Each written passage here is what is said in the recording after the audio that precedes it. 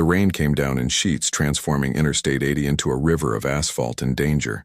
It was the kind of night that kept most people indoors, huddled under blankets with hot coffee and the glow of television screens. But Raven wasn't most people.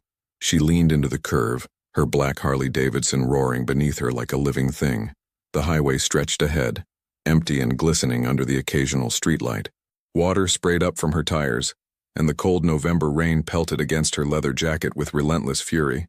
Most riders would have pulled over an hour ago, found a cheap motel, and waited out the storm. But Raven had learned long ago that stopping meant thinking, and thinking meant remembering things she'd rather forget. The digital clock on her bike's display read 11:47 p.m. She was somewhere between Reno and Sacramento, in that vast stretch of California highway where civilization seemed like a distant concept.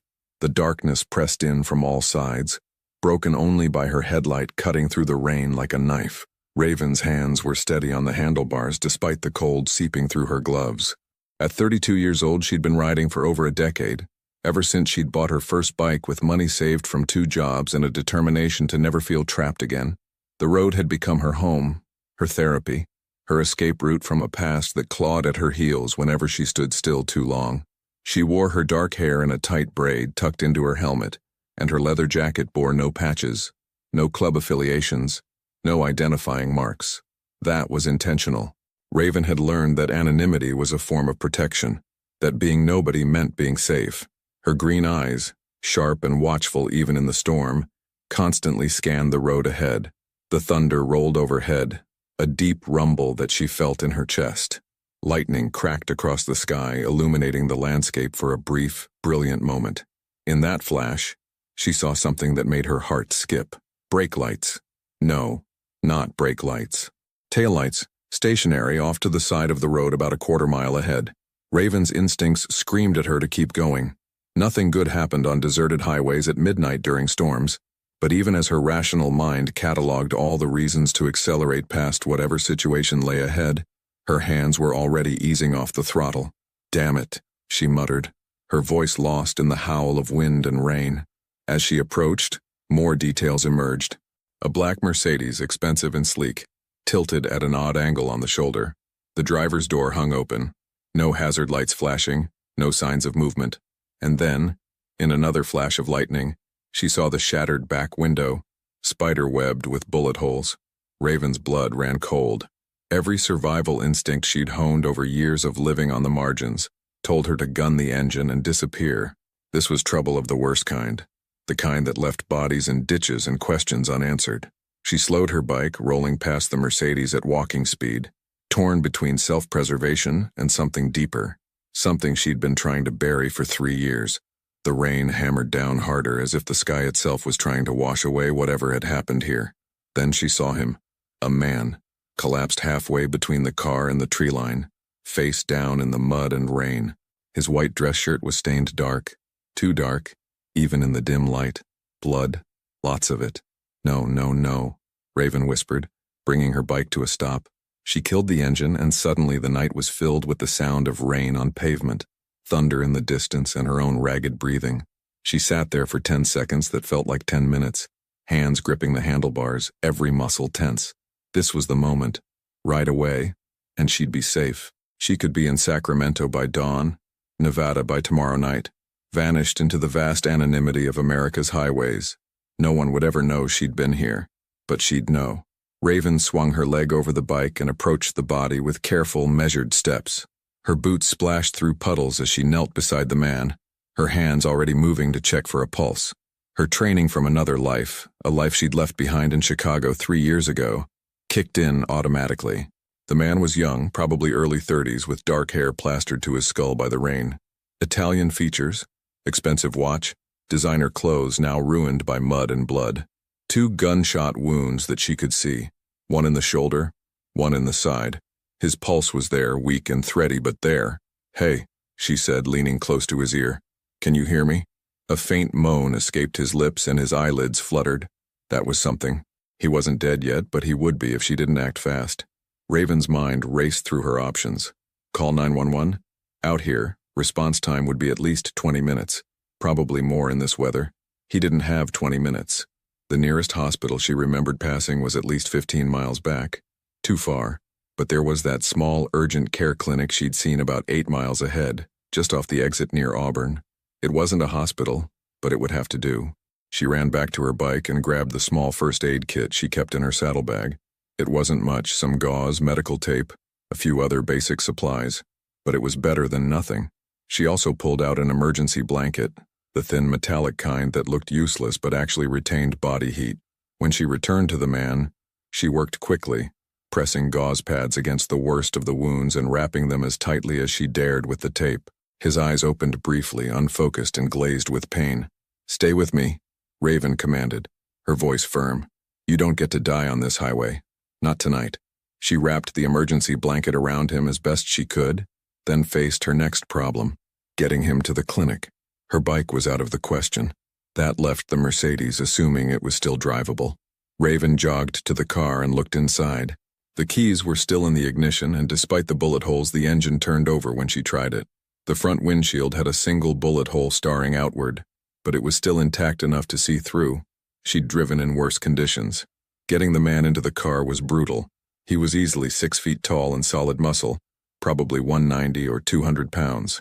Raven was strong from years of handling her bike and living rough, but she wasn't superhuman.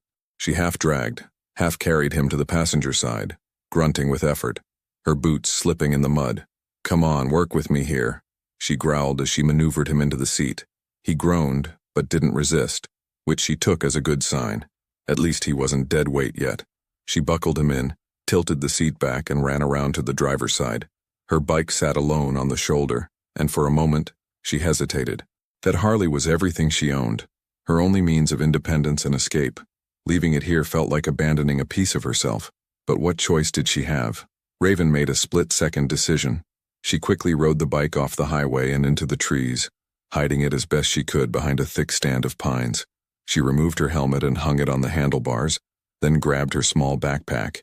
Everything essential she owned fit in that bag, and ran back to the Mercedes.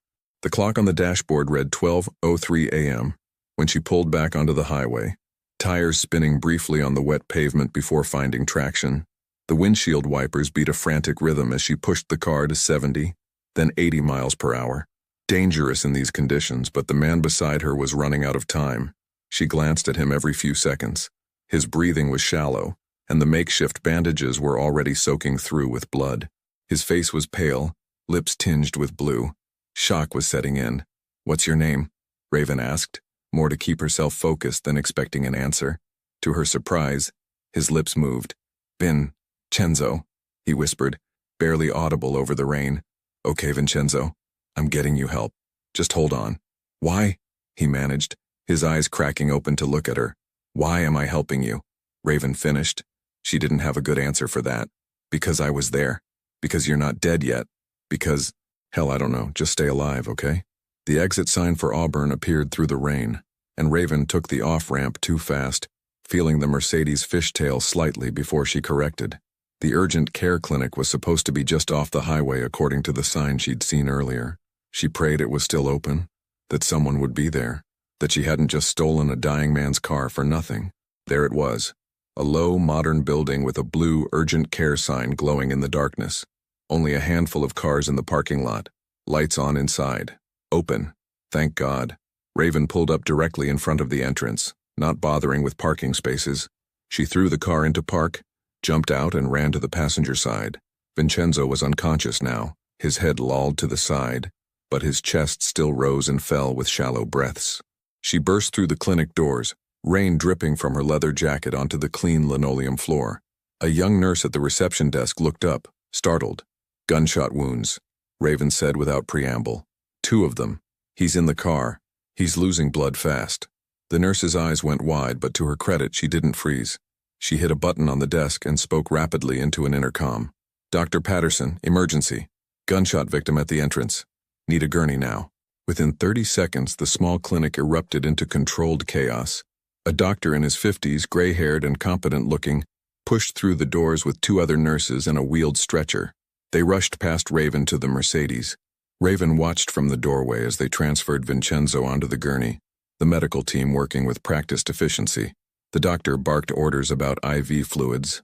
blood pressure, prep for surgery. They wheeled him inside past Raven, leaving a trail of water and blood on the floor. The nurse who'd first seen her approached cautiously. She was young, maybe 25, with kind eyes and blonde hair pulled back in a ponytail. "Miss, are you hurt? Is that your blood?" Raven looked down. Her jacket was smeared with Vincenzo's blood, her hands stained red despite the rain. "No, it's his. I found him on the highway. The police are on their way," the nurse said gently. "They'll want to talk to you. What's your name?" That question again. The one Raven had been running from for 3 years. Through the glass doors, she could see the Mercedes sitting under the entrance overhang, bullet holes clearly visible even from here. In a few minutes, this place would be swarming with cops. They'd want statements, identification, explanations. They'd run her name through systems she'd worked hard to stay out of. And if they dug deep enough, they'd find Sarah Mitchell, former Chicago PD officer, who disappeared after testifying against her corrupt partner and half the precinct. They'd find the woman who'd entered witness protection and then vanished from it when she realized nowhere was truly safe. "I need to use the bathroom," Raven said abruptly. The nurse nodded, pointing down a hallway. "First door on your left." Raven walked calmly down the hall, her heart pounding. She passed the bathroom and kept going, following the signs for the rear exit. An alarm would probably sound, but she'd be gone before anyone could react. She pushed through the emergency exit, no alarm surprisingly, and found herself in a back parking lot. The rain had lessened to a steady drizzle. She pulled her hood up and started walking, cutting across the lot toward the road beyond. Sirens wailed in the distance, growing closer. Raven picked up her pace, not running. Running drew attention, but moving with purpose. She had to get back to her bike, had to disappear before the situation tangled her up in something she couldn't escape. As she walked through the rain, the reality of what she'd done began to sink in. She'd saved a man's life tonight. She'd also left her fingerprints all over a car involved in a shooting, had transported a gunshot victim across county lines, and had fled the scene before authorities arrived. Any one of those things could bring unwanted attention, but he'd been dying. What else could she have done? Raven shook her head, water droplets flying from her hood. Regret was useless. Action was what mattered now. She had to get back to her Harley, had to get off this highway before dawn, had to disappear so completely that tonight became just another unsolved mystery on a lonely stretch of California interstate. Behind her, red and blue lights painted the night sky as police vehicles descended on the urgent care clinic. Raven didn't look back. She never did. The man she'd saved, Vincenzo, would live or die based on the doctor's skills now. Her part in his story was over. By tomorrow, she'd be hundreds of miles away, and this night would fade into the collection of memories she carried, but never examined too closely. That was the lie she told herself as she walked through the rain, heading back toward the highway and the hidden motorcycle that represented her only constant in an inconstant world. But deep down, in a place she rarely acknowledged, Raven knew the truth. Some encounters changed you, whether you wanted them to or not. And the look in Vincenzo's eyes when he'd whispered, "Why?" that haunted, confused gratitude, would stay with her long after the rain stopped falling. She just didn't know yet how much that one decision would cost her. The motel room was exactly what Raven expected for $42 a night. Dingy wallpaper peeling at the corners, a bed that sagged in the middle, and the perpetual smell of stale cigarettes that no amount of air freshener could mask. But it had a lock on the door, hot water in the shower, and it was 12 miles outside of Auburn, far enough from last night's chaos. She'd retrieved her bike before dawn, riding back to that stretch of I-80 with her heart hammering every time headlights appeared in the distance. The Mercedes was gone, towed away by police no doubt, but her Harley sat exactly where she'd hidden it, patient and faithful among the pines.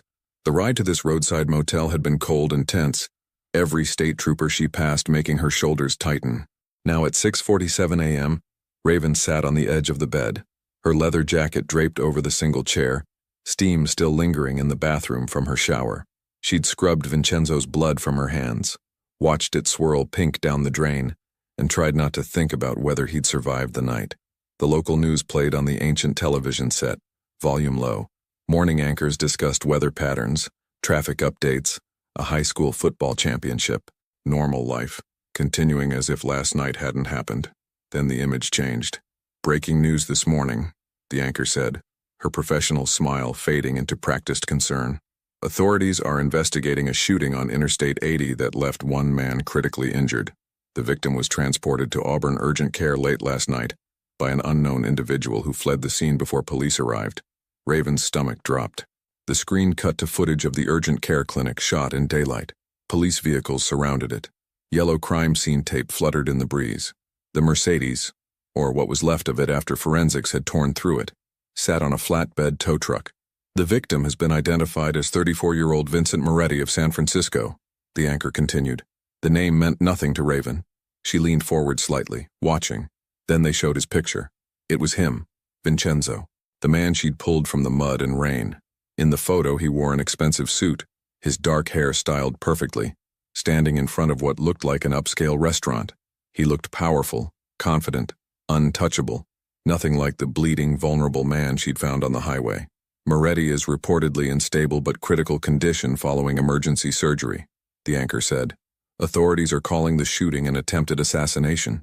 Sources close to the investigation say Moretti is the head of one of San Francisco's most powerful organized crime families and has been at the center of an ongoing federal investigation into racketeering, money laundering, and… Raven grabbed the remote and turned up the volume, her hand trembling slightly. Territorial disputes between rival families have escalated in recent months, with 3 shootings in the San Francisco area in the past 6 weeks alone. FBI sources confirmed that Moretti was traveling under protection when his vehicle was ambushed on the highway. 2 bodyguards were found dead at the scene, approximately a mile from where Moretti was discovered. Police believe Moretti managed to drive away from the initial ambush before losing control of his vehicle. The screen showed crime scene photos, the highway at night, evidence markers, dark stains on wet pavement that Raven knew was blood. Investigators are seeking information about the person who transported Moretti to medical care. A clinic nurse described the individual as a woman in her 30s wearing motorcycle gear, but security footage was too poor quality to provide a clear image due to the storm conditions. Authorities stress this person is not considered a suspect, but may have critical information about the incident. The anchor's co-host, a man with silver hair and a grave expression, shuffled his papers. This is the latest in what appears to be an escalating war between criminal organizations in Northern California. Federal authorities have increased their presence in San Francisco, and sources say this assassination attempt may be connected to the Calabrese family, rivals of the Morettis. That's right, James. The FBI has been investigating both families for years, but prosecutions have been difficult due to the tight-knit nature of these organizations and, frankly, fear of retaliation among potential witnesses. Raven muted the television, her mind racing. A mafia boss. She'd saved a goddamn mafia boss. She stood abruptly, pacing the small room. This changed everything. This wasn't some random shooting victim, some innocent person caught in gang crossfire. This was organized crime at the highest level, the kind of thing that brought federal heat, that got people killed, that made witnesses disappear. And she'd left her fingerprints all over his car. Stupid, stupid, stupid, Raven muttered, running her hands through her damp hair. She'd spent 3 years staying invisible, keeping her head down, avoiding exactly this kind of attention. And in one moment of weakness, one moment of letting her old instincts override her survival skills, she'd put herself directly in the crosshairs of both law enforcement and organized crime. She grabbed her phone, an old burner she'd bought with cash 2 months ago, and opened the browser. Her fingers moved quickly, searching for more information. Vincent Moretti, San Francisco. The results flooded in. Article after article, some from legitimate news sources, others from tabloids and crime blogs. Photos of Moretti at charity galas, outside courthouses, entering upscale restaurants with beautiful women on his arm. The picture they painted was complex. A man who publicly ran legitimate businesses, restaurants, real estate, construction companies, while privately controlling a criminal empire that stretched from San Francisco to Las Vegas. One article from the San Francisco Chronicle, dated 8 months ago, included an interview snippet. Vincent Moretti has always maintained his innocence regarding organized crime allegations. "My family came to this country with nothing," Moretti told reporters outside the federal courthouse. "We built our businesses through hard work and legitimate means. These accusations are based on prejudice and outdated stereotypes about Italian Americans." Despite his denials, federal prosecutors have assembled a case they claim will finally bring down what they call one of the West Coast's most sophisticated criminal enterprises. Another article, more recent, detailed the rivalry with the Calabresi family. Sources within law enforcement say the conflict between the Moretti and Calabresi families has roots going back decades to disputes over territory in San Francisco's North Beach neighborhood. Recent violence has escalated dramatically, with both families reportedly importing soldiers from East Coast operations. Federal agents fear a full-scale mob war could erupt at any moment. Raven set the phone down, her hands shaking slightly. She walked to the window and carefully pulled back the curtain, checking the parking lot. Her Harley sat where she'd left it, and nothing looked suspicious. But paranoia was crawling under her skin like insects. They were looking for her. Maybe not aggressively yet. The news said she wasn't a suspect, but they wanted to talk to her. And in Raven's experience, wanting to talk was how it started. They'd ask questions, run her ID, dig into her background, and if they dug deep enough, she let the curtain fall and returned to the bed, sitting down heavily. Her entire body ached from the tension, from the night of riding in the rain, from the physical effort of moving a 200-pound man. The television continued its silent parade of images. Now they were showing old footage of Vincent Moretti, maybe 5 or 6 years ago, emerging from a restaurant with an older man the caption identified as Roberto Moretti, Vincent's father, and former head of the family, deceased 2021. Even on mute, Raven could see the resemblance. The same strong jaw, the same intense eyes. But where the father looked hard and cold, Vincent, Vincenzo as he'd introduced himself, had something else in his expression. Something almost weary. She thought back to last night, to the moment when he'd opened his eyes in the rain and asked why. Why had she helped him? At the time she'd brushed off the question, focused on keeping him alive. But now, knowing who he was, the question took on new weight. If she'd known he was a mob boss, would she have kept driving? Raven wanted to say yes, that she would have saved him anyway, that a life was a life regardless of who lived it. But she'd seen enough of the world's darkness to know that wasn't entirely true. Some people caused more harm alive than dead. Some people built their empires on suffering. But he'd been dying in the rain. And in that moment, he'd just been a man, bleeding and alone. Her phone buzzed. A text from a number she didn't recognize. Check your 6. Raven's blood ran cold. She grabbed the phone, fingers flying across the screen. But the message had been sent from a blocked number. No way to trace it. No way to respond. Someone knew where she was. She was on her feet instantly, grabbing her jacket, shoving her few belongings into her backpack. Her movements were automatic, born from years of practice at leaving quickly. Toothbrush from the bathroom, charger unplugged from the wall, phone in her pocket. She approached the window again, this time from the side, careful not to silhouette herself. The parking lot looked the same. Her bike, 3 other cars, the motel office at the far end. Nothing obvious. But check your 6 meant someone was behind her, watching her back. Raven moved to the door and carefully turned the deadbolt, her other hand on the doorknob. She counted to 3, then yanked the door open and stepped out fast, scanning left and right. The morning was cold and clear. Yesterday's storm completely passed. The sun hadn't cleared the mountains yet, leaving everything in that gray pre-dawn light. A few birds called from the nearby trees. Otherwise, silence. A black SUV sat in the far corner of the parking lot, partially hidden behind the motel's dumpster enclosure. Raven was certain it hadn't been there when she'd arrived at 3 in the morning. As she watched, the driver's side door opened. A man stepped out, tall, probably 6'2", built like he spent serious time in the gym. He wore a dark suit despite the early hour, and even from this distance, Raven could see the bulge of a shoulder holster under his jacket. He didn't draw the weapon, though.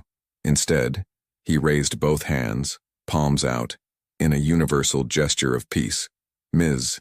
Raven," he called out, his voice carrying clearly in the quiet morning. "My employer would like to speak with you. No threats, no trouble, just a conversation." Raven's hand moved instinctively to her pocket, where she kept a folding knife. Not much against a gun, but better than nothing. "I don't know what you're talking about." "You saved Mr. Moretti's life last night," the man said. He took a few slow steps forward, still keeping his hands visible. "He wants to thank you personally." "I don't need thanks, I need to be left alone." "I understand, but Mr. Moretti is very grateful. And when Mr. Moretti is grateful, he likes to show it." Another man emerged from the passenger side of the SUV. Shorter, stockier, with the same professional demeanor. He also kept his hands visible, non-threatening. Raven calculated distances. 20 feet to her bike. Maybe 15 seconds to get it started and moving. These men were professionals. They'd have considered that. Probably had the exits covered. "How did you find me?" she asked, buying time to think. The tall man allowed himself a slight smile. "Ms. Raven, finding people is what we do. You did a decent job covering your tracks, but Mr. Moretti has significant resources. And as I said, he's very motivated to find you. Because I can identify the shooters.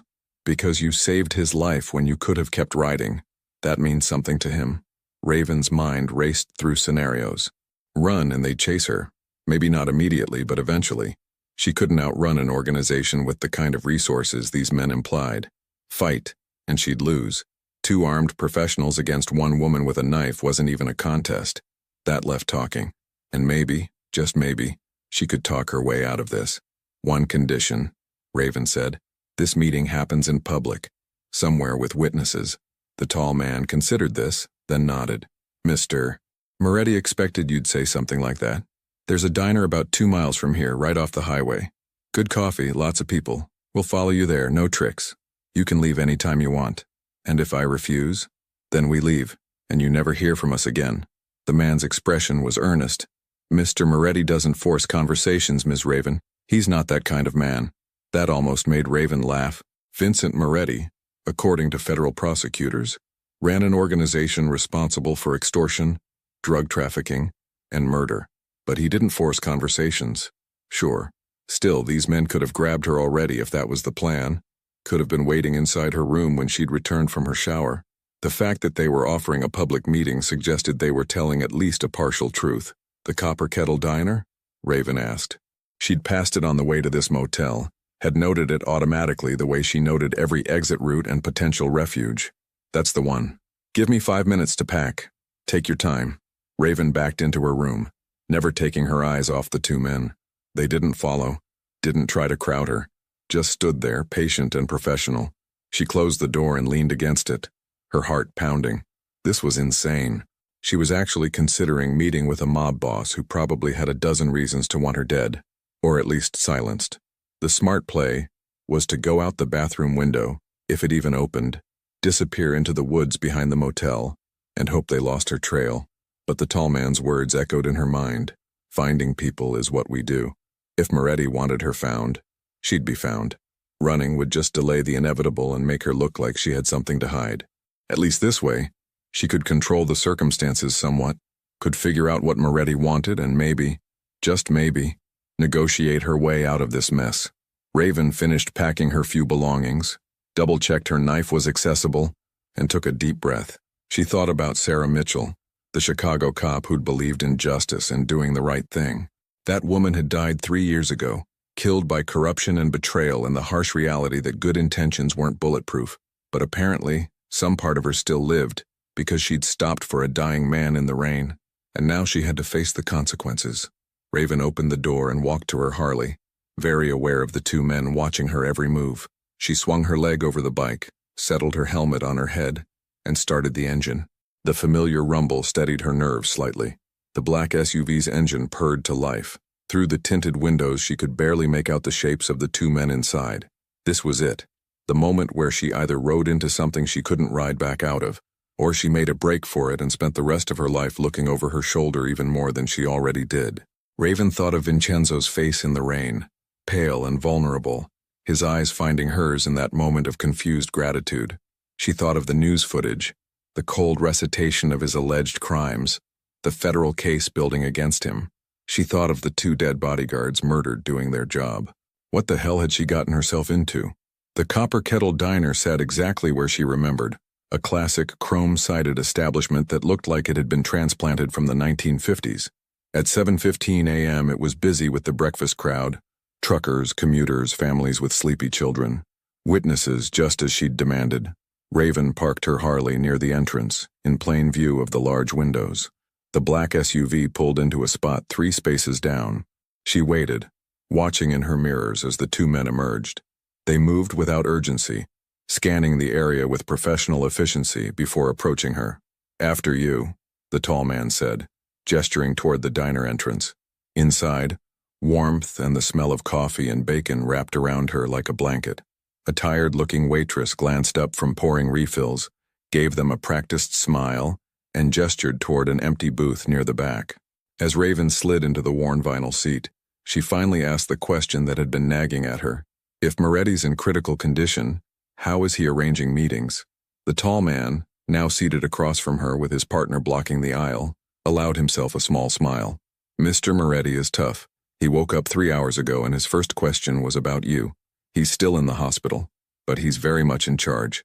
A different man entered the diner, older maybe 60, with silver hair and sharp eyes that took in everything with a single sweep. He wore an expensive overcoat over a three-piece suit, and he moved with the confidence of someone who'd never been afraid a day in his life. He slid into the booth next to Raven before she could object, and suddenly she was boxed in. The two bodyguards on one side, this new arrival on the other. Her hand moved toward her knife, but the silver-haired man shook his head. Please, Miss Raven. I'm here on behalf of Vincent Moretti with a message and an offer. Nothing more. And you are? Antonio Ricci. I'm Mr. Moretti's attorney and occasionally his representative in matters requiring discretion. The waitress appeared, and the sudden normalcy of her asking for their order felt surreal. Raven asked for coffee, black. The three men ordered breakfast as if this were a normal business meeting. When the waitress left, Ricci folded his hands on the table. Last night you saved Vincent Moretti's life. The doctors say if he'd arrived even 10 minutes later, he would have bled out. You didn't have to stop. You didn't have to help. But you did. So, Mr. Moretti believes in honoring debts. He owes you his life, and that's not a debt he takes lightly. I don't want anything from him. Nevertheless, he wants to meet you, to thank you personally, and to ensure you understand that you have his protection. That made Raven pause. Protection from what? Ricci's expression darkened slightly. The people who tried to kill Vincent last night are still out there. They're professionals, and they're thorough. They'll review everything about the incident, including security footage from the urgent care clinic. Your image may be unclear, but the fact that someone helped Vincent will not be unclear. That makes you a potential witness, and witnesses to their operations tend to disappear. The coffee arrived, giving Raven a moment to process this. She wrapped her hands around the warm mug, feeling the heat seep into her palms. So let me get this straight, she said slowly. Because I helped Moretti, I'm now a target for his enemies, and his solution is to put me under his protection, which means getting even more involved with organized crime. Do I have that right? When you put it that way, it sounds less appealing than it is, Ricci admitted. But yes, essentially. The alternative is to hope they don't find you. Given their resources, I wouldn't recommend hoping. Third option, I disappear. I'm good at that. Are you? Ricci's eyes were shrewd. I found you in less than 6 hours, and I don't have nearly the resources that the Calabrese family has. How long do you think you'd stay disappeared? The bodyguards' breakfasts arrived. They ate mechanically, their attention never fully leaving Raven and their surroundings. Professional to the core. What does Moretti actually want? Raven asked. To meet you, to thank you, to make sure you're protected and… Ricci paused, choosing his words carefully. To understand why you helped him. I already told him. I was there. He was dying. Yes, but you didn't know who he was. You stopped for a stranger, risked yourself to help someone you'd never met. In Vincent's world, that's unusual. Most people see a shooting victim and drive faster. You stopped. Raven thought of Sarah Mitchell again, of the idealistic cop who'd believed people were fundamentally good, that the system worked, that doing the right thing mattered. That woman had been beaten down by reality, had learned that corruption ran deeper than she'd imagined, that sometimes the people you trusted most were the ones who betrayed you. Maybe I'm just stupid, Raven said quietly. Or maybe you're decent. In Vincent's experience, decent people are rare enough to be remarkable. The irony wasn't lost on Raven, a mob boss appreciating decency. When would this meeting happen? Today, if you're willing. He's at California Medical Center in San Francisco under heavy guard. The FBI has agents outside his room, but they can't prevent visitors. He hasn't been charged with anything. You'd be perfectly safe. Safe in a hospital surrounded by federal agents and probably more people trying to kill him. Sure, totally safe. Ricci smiled slightly. I understand your skepticism. But consider this. Right now, you're a loose end in a very dangerous situation. You can remain a loose end that multiple parties are trying to tie up, or you can become someone under Vincent Moretti's protection. I know which option I'd choose.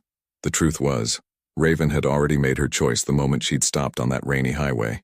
She'd injected herself into this situation, and now she had to see it through or spend the rest of her life running from shadows. "One meeting," she said. "In the hospital, with witnesses everywhere, and then I walk away and Moretti forgets I exist. Mr. Moretti doesn't forget people who save his life, but yes, one meeting. What happens after that is entirely up to you." Raven finished her coffee and stood. The tall bodyguard moved to let her out of the booth. She looked at all three men, the lawyer with his expensive suit and calculating eyes, the bodyguards with their professional vigilance, and wondered what the hell she was walking into. "I'll follow you to San Francisco," she said, "but I'm riding my own bike and I'm leaving whenever I want." "Fair enough." As they left the diner and walked into the bright morning sunlight, Raven caught her reflection in the diner's window. She looked tired, her face drawn and pale, her eyes shadowed with worry. She looked like someone who'd made a decision that couldn't be unmade. The black SUV pulled out of the parking lot, and Raven followed on her Harley, the morning air cold against her face. Interstate 80 stretched ahead, leading toward San Francisco, toward answers, toward Vincent Moretti, and whatever complicated situation she'd saved him into. Her phone buzzed in her pocket. At the next red light, she checked it. Another blocked number, another text. "Whatever they promised you, it's a lie. You should have let him die." Raven stared at the message, her heart pounding. She looked up at the black SUV ahead of her, at the unknown men inside, at the road leading toward a city where powerful people were trying to kill each other, and she'd somehow become part of their war. The light turned green, and Raven, despite every survival instinct screaming at her to turn around, to disappear, to run as far and fast as she could, followed the SUV toward San Francisco and the man whose life she'd saved. Some decisions, she was learning, created ripples that couldn't be smoothed away. She just hoped she'd survive whatever came next. San Francisco rose from the morning fog like a city emerging from a dream. Raven had been here once before, years ago when she was still Sarah Mitchell, attending a law enforcement conference on organized crime. She remembered thinking how beautiful it was, how the Victorian houses painted in cheerful colors contrasted sharply with the cold reality of what the conference had taught her about the criminal underworld operating beneath the city's picturesque surface.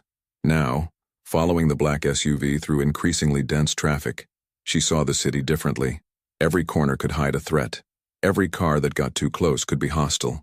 The paranoia that had kept her alive for 3 years was on high alert, making her hands grip the handlebars tighter than necessary.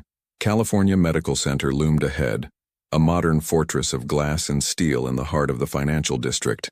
The SUV pulled into an underground parking garage and Raven followed, her bike's engine echoing off concrete walls as they descended deeper into the structure. They stopped on the third sublevel, an area that seemed oddly empty for a major hospital. As Raven killed her engine and removed her helmet, she understood why. 3 more black SUVs were parked nearby, and at least 6 men in suits stood at strategic positions around the area. Security, Moretti's private army. Antonio Ricci emerged from the lead vehicle, straightening his overcoat. "This way, please. We'll take a private elevator." "Of course you have a private elevator," Raven muttered, swinging off her bike. The lawyer smiled. "Mr. Moretti has been a generous donor to this hospital. They accommodate certain security requirements." They walked past the guards, all of whom tracked Raven with professional assessment, to an elevator marked "Staff Only."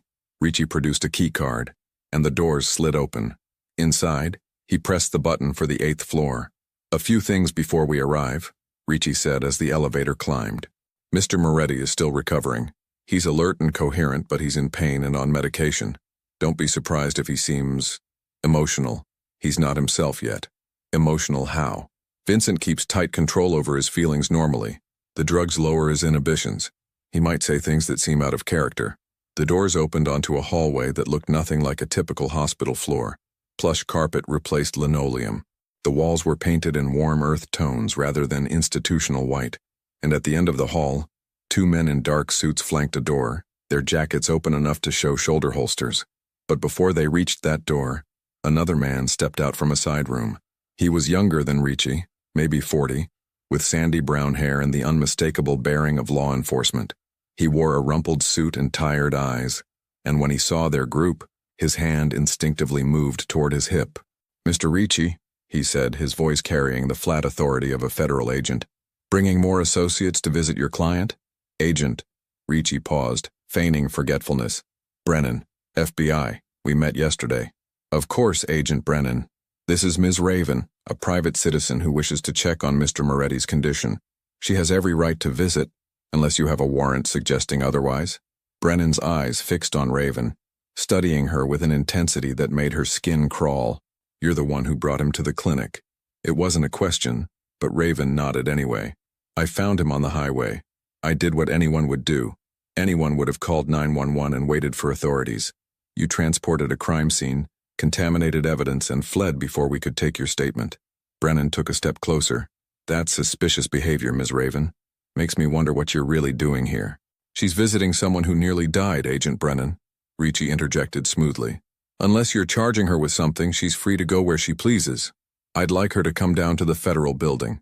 Answer some questions. Officially. Is she under arrest? Not yet.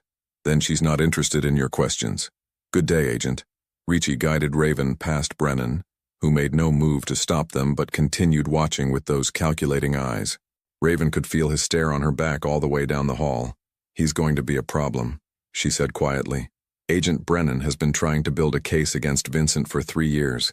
He sees conspiracies everywhere. Don't worry about him. They reached the guarded door.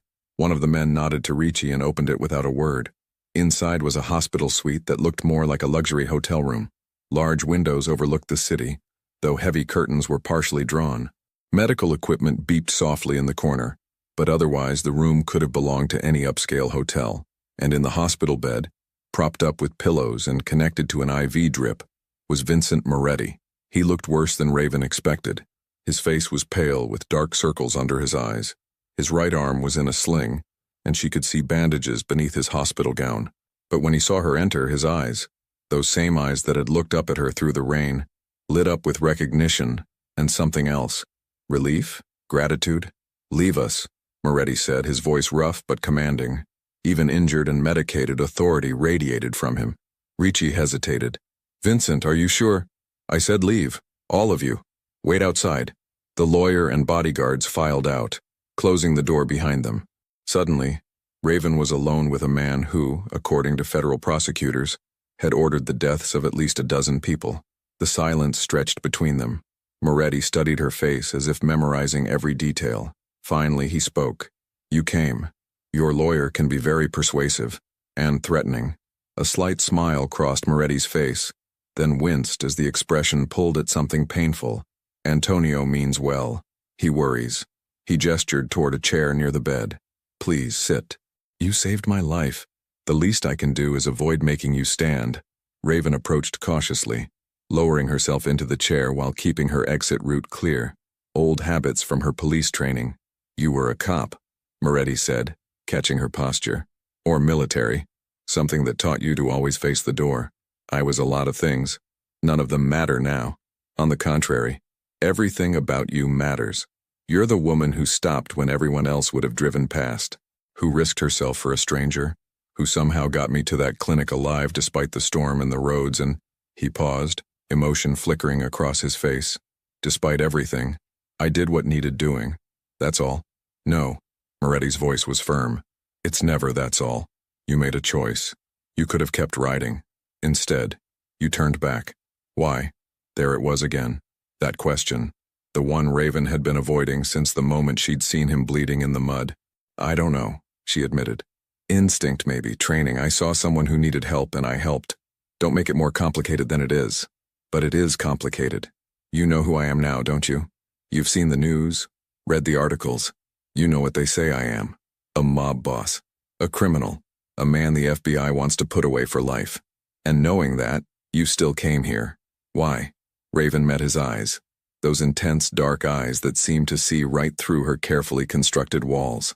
Because your lawyer said I was in danger, that the people who tried to kill you might come after me next, and because, she paused, surprised by her own honesty, because I needed to know if saving you was a mistake.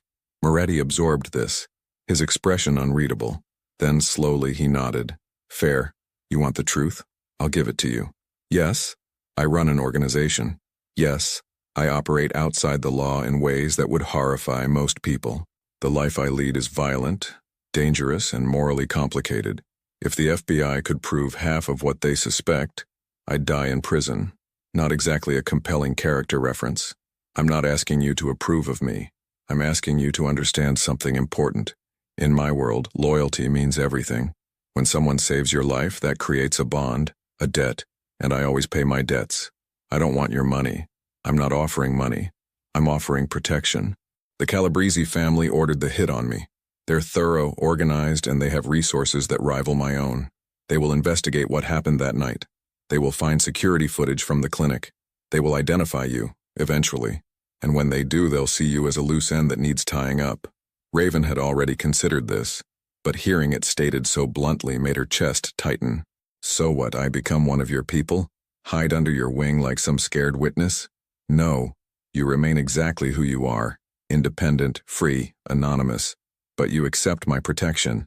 My people watch over you from a distance. If the Calabreses come looking, they find a shield they can't penetrate.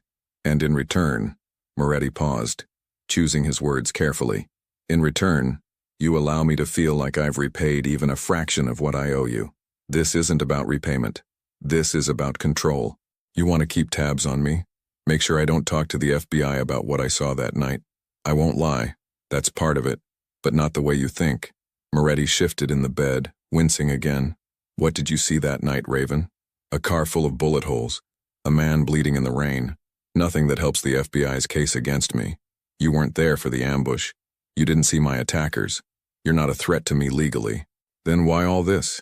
Raven gestured around the room at the luxury suite, the guards outside, the entire elaborate setup. Why track me down? Why insist on this meeting? For a long moment, Moretti said nothing. When he spoke again, his voice was quieter, almost vulnerable, because in 34 years of life, most of them spent in a world where everyone wants something from me, where every interaction is a transaction or a power play. A complete stranger stopped to save my life. No agenda, no leverage, no angle, just humanity, and I needed to meet the person capable of that. The raw honesty in his words caught Raven off guard. This wasn't the cold mob boss from the news articles or the calculating criminal from FBI profiles. This was something else, someone else. The drugs are making you sentimental, she said, deflecting. Probably, but that doesn't make it less true. Moretti reached toward the bedside table with his good arm, fumbling for a water cup. Instinctively, Raven stood and handed it to him. Their fingers brushed briefly, and she was struck by how normal the gesture felt, how far removed from the surreal nature of their situation. Thank you, he said after drinking, for this and for the other night, for not letting me die alone in the rain like a dog. You're not a dog. No, I'm something worse, according to most people. He set the cup down. But for those few minutes when I was bleeding out, when I could barely remember my own name, I was just a man who was terrified of dying. And you saw that. You saw me, not Vincent Moretti, crime boss. Just me. Raven sat back down, unsure how to respond to this unexpected vulnerability. She'd spent 3 years avoiding connections, keeping people at arm's length, never letting anyone close enough to matter. It was safer that way, cleaner. But Moretti's words resonated with something deep inside her, something she'd been trying to bury since leaving Chicago. The knowledge that beneath all her defenses, all her careful anonymity, she was still Sarah Mitchell, still someone who believed people mattered, even when they probably shouldn't. I can't stay in San Francisco, Raven said finally. This city, your world, all of this, it's not for me. I need to keep moving. I understand. The protection travels with you. My people are everywhere. Chicago, New York, Las Vegas, Los Angeles. Wherever you go, I'll make sure you're safe. That sounds like a leash. It's an umbrella. You won't even know they're there unless you need them. Moretti's expression grew serious. But there's something else. Something you need to know before you decide. More good news? The ambush that night. It wasn't random. The Calabreses knew exactly where I'd be, what route I was taking, how many guards I had. Someone inside my organization gave them that information. Raven felt a chill run down her spine. You have a traitor. Yes, and until I find them, no one in my organization is completely safe, including you, by association. All the more reason for me to leave, or all the more reason to accept protection from people I personally trust. Antonio, the men outside this door, their family, blood or otherwise. They would die before betraying me. A knock at the door interrupted them. Ricci entered without waiting for acknowledgement, his face tight with concern. "Vincent, we have a situation." Moretti's entire demeanor changed instantly, the vulnerable patient disappearing behind the mask of the boss. "What kind of situation?" "Calabrese soldiers were spotted 2 blocks from here. 4 cars, at least a dozen men, they're positioning." "In broad daylight?" "They wouldn't be that stupid. They might if they're desperate. Or if they have inside information about our security setup." Ricci glanced at Raven. "We need to move you. Both of you." "I'm not going anywhere," Moretti said flatly. "I'm not running from those bastards. Vincent, you can barely stand. You're a sitting duck here. Then bring in more men, lock down the floor, but I'm not." The lights went out. Emergency lighting kicked in immediately, bathing the room in eerie red. Raven was on her feet instantly, her hand going to her knife. Outside in the hallway she heard shouting, the sound of running feet, a crash that might have been gunfire or something else. "Stairs!" Ricci barked, already moving toward Moretti's bed. "Now!" The door burst open, and the 2 guards from the hallway rushed in, weapons drawn. "They're in the building," one of them said, his voice tight with controlled panic. "They cut the power, took out the cameras. We've got maybe 2 minutes before they reach this floor." Moretti was struggling to get out of bed, his face contorted with pain as he tried to disconnect himself from the IV. Raven moved without thinking, helping him, her training taking over. "Easy. Don't tear the sutures." "We don't have time for easy," Moretti ground out, but he let her support his weight as he stood. Another sound from the hallway. Definitely gunfire this time. Close. Too close. Ricci had a phone to his ear, speaking rapidly in Italian. The bodyguards had positioned themselves at the door, creating a barrier between the hallway and their boss. "Service elevator at the end of the hall," one of them said. "It's our only shot." "What about the FBI?" Raven asked. "Agent Brennan is probably pinned down or dead," Ricci said grimly. "The Calabreses don't do things halfway." They moved as a group, Moretti leaning heavily on Raven, Ricci clearing the path ahead, the bodyguards covering their rear. The hallway was chaos, other patients and staff rushing for exits, alarms blaring, the acrid smell of gunpowder in the air. They'd made it maybe 20 feet when figures appeared at the far end of the corridor. 4 men, armed with submachine guns, faces covered with surgical masks. They saw Moretti's group and raised their weapons. The bodyguards returned fire immediately, the sound deafening in the enclosed space. Raven pulled Moretti down, shielding him with her body as bullets chewed into the walls above them. One of the bodyguards, the tall one from the diner, took a round to the chest, his body armor stopping the bullet, but the impact driving him backward.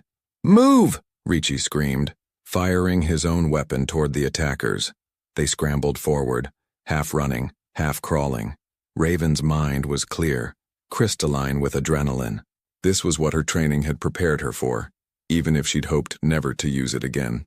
She kept Moretti moving, kept herself between him and the gunfire, operated on pure tactical instinct. The service elevator was ahead, its doors mercifully open. They piled inside, Moretti, Raven, Ricci, the 2 bodyguards. One of the guards jammed his hand against the door close button while the other kept firing into the hallway. The doors began to slide shut. Through the narrowing gap, Raven saw the attackers advancing, saw more of Moretti's men arriving from the opposite direction to engage them, saw the hallway transform into a war zone. Then the doors closed, and the elevator dropped. For a moment, there was only heavy breathing and the hum of the elevator machinery. Moretti leaned against the wall, his face sheet white, blood seeping through his hospital gown from where he'd torn his sutures. The bodyguard who'd been shot was checking his armor, probing for broken ribs. "Jesus Christ," Raven breathed. "They attacked a hospital, in broad daylight. They're sending a message," Moretti said through gritted teeth, "that nowhere is safe, that I'm vulnerable." "You are vulnerable, you stubborn idiot," Ricci snapped. "That's what I've been trying to tell you." The elevator stopped at the parking garage level. The doors opened onto a scene of organized chaos. More SUVs, more armed men, the entire convoy being assembled in seconds. These weren't panicked. They were professional, executing a plan they'd clearly practiced. They rushed Moretti into the back of an armored SUV, Raven finding herself pulled along with him. Ricci jumped into the passenger seat while the bodyguards took defensive positions in other vehicles. "Wait," Raven said as the door started to close. "My bike. We'll send someone for it," Ricci said. "Right now, we need to move." The convoy pulled out with coordinated precision, tires squealing on concrete as they raced up the levels and out onto the street. Behind them, Raven could hear sirens, police, ambulances, the entire emergency response descending on the hospital. "Where are we going?" she asked. "Somewhere safe," Moretti said. He'd pressed a hand against his side, trying to stop the bleeding from his torn sutures. His face was pale, but his eyes were alert, tracking everything outside the windows. Somewhere they won't expect. The SUV wove through San Francisco traffic with practiced ease, other vehicles in the convoy boxing them in protectively. They took random turns, doubled back, used every counter-surveillance technique in the book. Raven recognized the tactics. She'd used similar ones herself when running from Chicago. After 20 minutes of this, they pulled into the underground parking of what looked like a private residence. A massive Victorian mansion in Pacific Heights that probably cost more than most people earned in a lifetime. "This is Marco Benedetti's home," Ricci explained as they helped Moretti out of the vehicle. "He's familia, one of our oldest allies. No one outside the inner circle knows Vincent uses this as a safe house." Inside, the mansion was as impressive as its exterior suggested. High ceilings, antique furniture, artwork that probably belonged in museums. But Raven barely noticed the decor. She was too busy helping Moretti to a bedroom on the first floor, where a man who looked like a doctor was already waiting with a medical bag. "Let me look at him," the doctor said, moving Raven aside gently, but firmly. She stepped back, suddenly aware that her hands were shaking. The adrenaline was wearing off, leaving behind the cold reality of what had just happened. She'd been in a shootout. People had died, probably. She'd protected a mob boss with her own body. What the hell was she doing? Ricci appeared at her elbow, offering a glass of amber liquid. "Whiskey. Good for shock." Raven took it and downed it in one swallow, feeling the burn all the way down. "Those people at the hospital will be fine. Moretti's people are professionals. They know how to minimize civilian casualties. And the FBI was there too. Between both groups, the Calabrese soldiers probably didn't get far. This is insane. This whole situation is insane. Welcome to Vincent Moretti's world." Ricci poured himself a drink from a nearby decanter. "Still think saving him was a good idea?" Raven looked into the bedroom, where the doctor was working on Moretti's injuries. Even from here, she could see the pain etched on Moretti's face, could see him struggling to maintain his composure and control. "I don't know," she admitted, "but it's too late to change it now." "Yes," Ricci agreed. "It is." They stood in silence, watching the doctor work, listening to the sounds of the house around them. Guards taking up positions, phones ringing with updates, the machinery of a criminal organization adapting to crisis. Raven thought about her Harley, left behind in the hospital parking garage. She thought about the open road, about freedom, about the anonymous life she'd built so carefully over 3 years. All of it felt very far away now, separated from her by choices she couldn't unmake and consequences she couldn't avoid. Her phone buzzed. Another text from the blocked number. "You should have let him die. Now you're one of them, and they kill their own." Raven stared at the message, ice forming in her stomach. Someone was watching her. Someone who knew exactly what was happening. Someone who wanted her afraid. She looked up to find Moretti's eyes on her from across the room, even as the doctor bandaged his wounds. There was something in his expression. Concern, maybe, or recognition, an understanding that they were now bound together by circumstances neither had chosen, but both had to navigate. "You okay?" he mouthed. Raven nodded, though it was a lie. Nothing about this was okay. Nothing about any of this made sense. But she was here, in the middle of a war between criminal families, protecting a man who probably deserved to be in prison, making choices that would have horrified the person she used to be. The person she used to be. Sarah Mitchell, the good cop who believed in the system, who played by the rules, who trusted that justice would prevail. That woman was dead. And maybe Raven, this new person she'd become, was exactly where she needed to be, not running from her past anymore, but facing whatever came next head on, even if it killed her. The safe house settled into tense silence as afternoon shadows stretched across Pacific Heights. Raven stood by the library window watching guards patrol the street below. 6 hours trapped here, and every minute felt like a noose tightening. "You should eat something." Moretti stood in the doorway looking stronger after the doctor's care. Fresh bandages, borrowed clothes, color returning to his face. "I'm not hungry," Raven said. Downstairs, an older woman had prepared a feast. Pasta, bread, wine. The domestic normalcy felt obscene after the morning's violence. How many died today? Raven asked as they sat. Moretti's expression darkened. 3 of my men, 2 Calabrese soldiers, 1 FBI agent, and a nurse. 43, 2 kids. Wrong place, wrong time. Jesus. Her family will be taken care of. Anonymously. College funds, everything. He met her eyes. It doesn't bring her back, but it's something. Raven's phone buzzed. Another message from the blocked number. Pretty house in Pacific Heights. Blue Victorian, corner lot. How long do you think those walls will protect you? Moretti's jaw tightened. Ricci, trace this. Double the guards. They've been using sophisticated routing. Ricci started. Then try harder. Someone's watching us. After Ricci left, Moretti turned back to Raven. This is my fault. You saved my life and now you're a target. I brought myself into this when I stopped on that highway. Shouting erupted downstairs. They rushed to find guards pinning a delivery man against the wall. Ricci held a package addressed to the rider. Inside was a burner phone and a typed message. Midnight. Pier 39.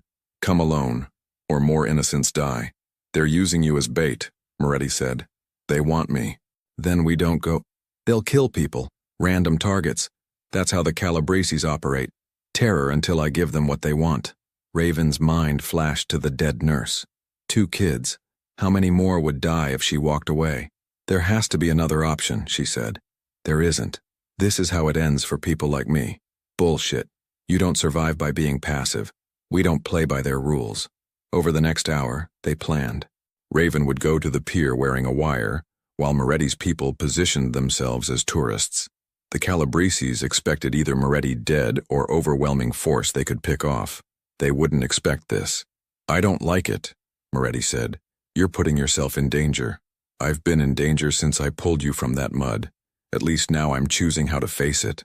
He studied her face. How did you become this person? By surviving. By learning that sometimes you have to protect others even when it's not smart or safe. Because if we don't, what's the point? Moretti took her hand. You reminded me that decent people still exist. That's worth everything. Save the sentiment for after we survive. As evening fell, the house transformed into a command center. Guards checked weapons, Ricci coordinated. The doctor forced antibiotics on Moretti. Raven stood alone in the library, staring at the burner phone. At 11:30 it would ring. Then everything would be unstoppable. Behind her reflection, Moretti appeared in the doorway. He didn't speak, just watched with those intense eyes. For the first time in 3 years, Raven didn't feel alone. Whatever came next, she would face it standing her ground, even if it killed her. Midnight. At Pier 39, fog rolled off the bay, thick and cold, swallowing the tourist attractions in gray silence. Raven walked alone down the wooden planks, the wire taped against her ribs, feeling like ice. I'm here, she said quietly, knowing Moretti and his team were listening from vans parked blocks away. A figure emerged from the mist. Not Calabrese soldiers, just one man, older, distinguished, wearing an expensive coat. Ms. Raven, I'm Salvatore Calabrese.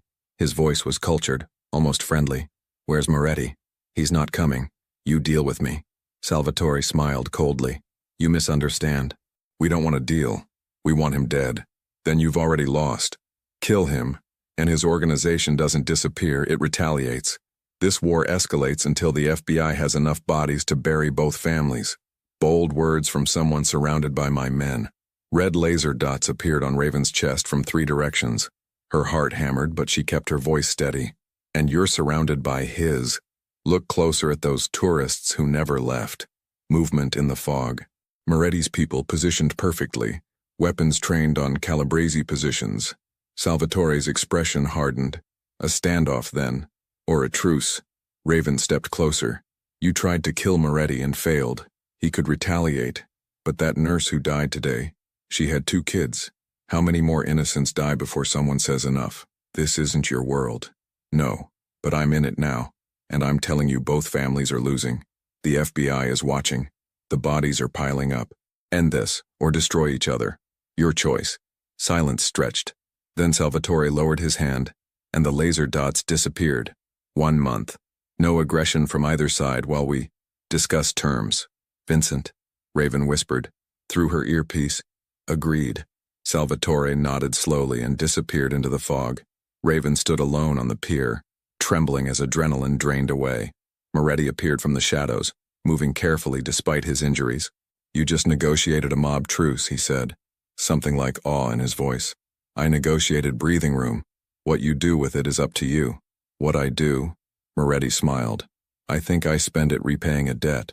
2 weeks later, Raven's Harley sat outside a small cabin in Montana, mountains rising against the sky.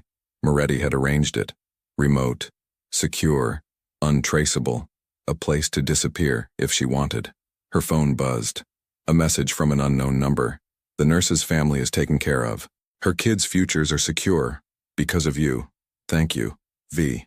Another text followed with a Chicago address and a name. "The man who tried to kill you 3 years ago. He's been arrested. Evidence provided anonymously to the FBI. You're free now. Really free." Raven stared at the messages, tears blurring her vision. Free. After 3 years of running, hiding, surviving. She looked at the open road stretching toward the horizon, then back at her phone. One more message appeared. "The road is yours now. Wherever it leads, you'll always have family watching over you. Ride safe, Raven." She smiled, started her engine, and rode into the morning light. Not running anymore, just living. Finally,